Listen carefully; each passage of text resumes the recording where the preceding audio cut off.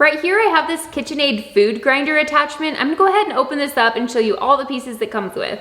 This is everything that came inside the box. It has these different grinding plates here. You can see there are 4 different sizes. Right here we have the smallest size, I have even larger, and then the largest is right here. It does come with 2 blades. One is already assembled into here, and we have another blade right here. I like that there are 2 different blades. So for example, this coarse plate here, that's gonna be perfect for grinding raw or cooked meats. It's gonna be good for firm vegetables, dried fruits and cheeses. And then this medium plate here, that's gonna be perfect for grinding raw meats and cooked meats as well. It's gonna be good for spreads or to breaking up breadcrumbs. And then the finest plate, that's going to be perfect for grinding smaller meat or for grinding really small pieces of things if you're entering them into a sausage casing, or if you're grinding meat that doesn't have any fat or tendons or anything like that. I feel like with all of these tools, you can make so many different types of things.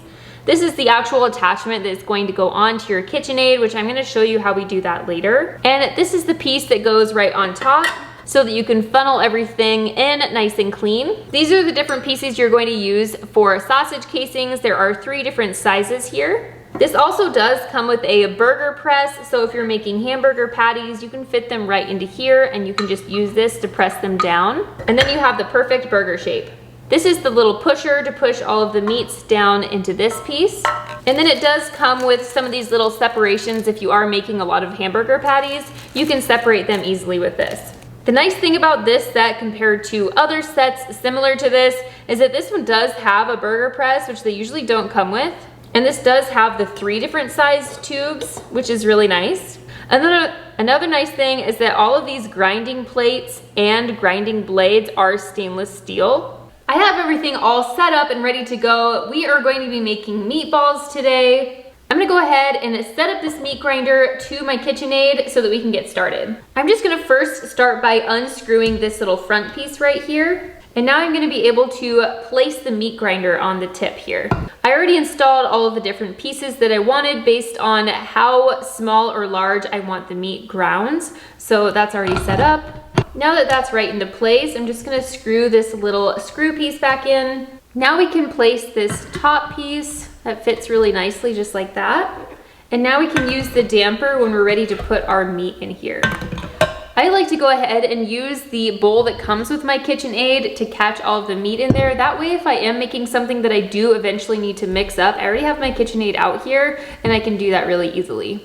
I'm gonna go ahead and grab the stew meat so we can grind it up. I have my stew meat right here. You can use any cut of meat that you'd like. You can use roast, you can use anything that you have, and you can just cut it up small enough to be able to fit into this little hole right over here. The higher setting that you have your KitchenAid on, the faster this is going to grind your meat. I'm gonna start on a low setting first.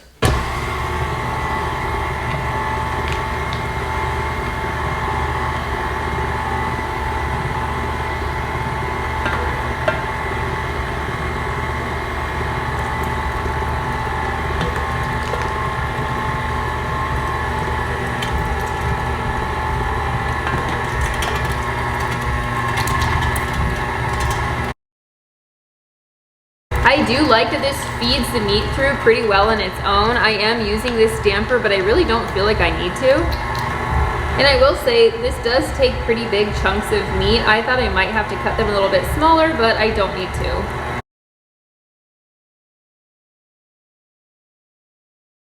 So I'm just letting it feed through all the leftover meat that is left down in here. I'm not using this damper anymore.